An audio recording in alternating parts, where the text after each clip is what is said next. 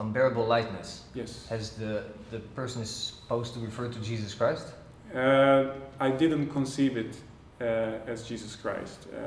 It has the Christ-like gesture.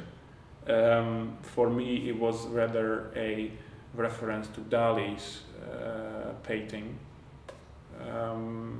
And for me, it was a sort of a next evolution in the honeycomb project, where I try to engage a natural phenomena, the bees, and think what and how does it relate to what I do.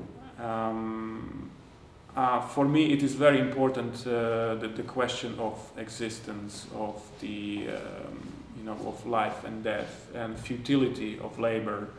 I am very much keen on certain keywords in my work, like repetition, growth, control of a process, and that sort of came into that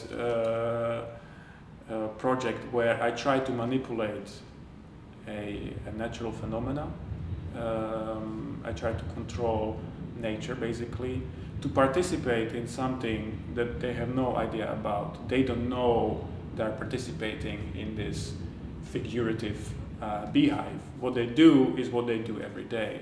But somehow this outside force, me, tells them, you're gonna build in this way, and you're gonna be participating in building this myth of a human figure-like gesture, which reminds of a Christ. But neither I want to disgrace religion, neither I want to glorify religion. But I think, and for me this is a personal issue, hoping that it's an issue that everybody deals with, and it's the question of faith. For me, bees are a very good example of something that is dedicated its life to. It's dedicated its life to survival.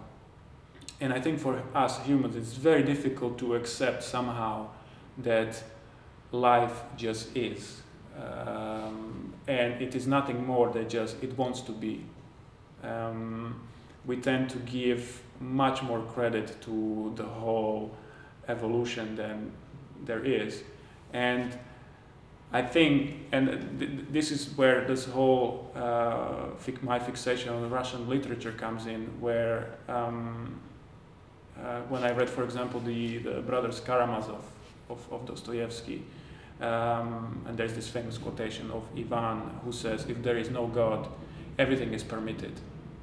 And in that line of thought, if we believe nothing, we fall for anything. And I think this is what we miss, some kind of a faith.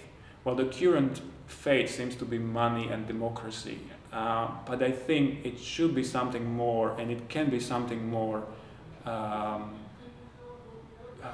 broader, because this is such a Western type of fixation that it's also not very historical. And I think religion has its key because it functions somehow in society. I'm not saying it's true what the Bible says or Quran, but it served and still serves people with their need to find the reason for living.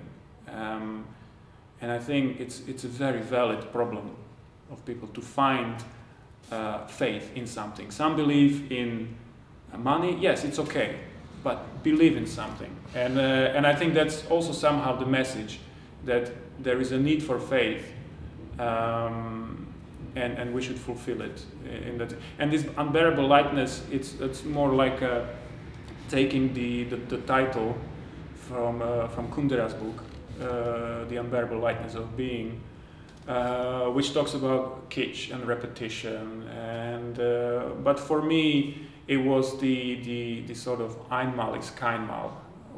If you do something once, it's as if it never happened. And as I'm obsessed with this idea of repetition, and also the myth of Sisyphus by Albert Camus, where he talks about the tragic hero. He knows his destiny, but yet he still does push the stone upwards, knowing that it's going to fall.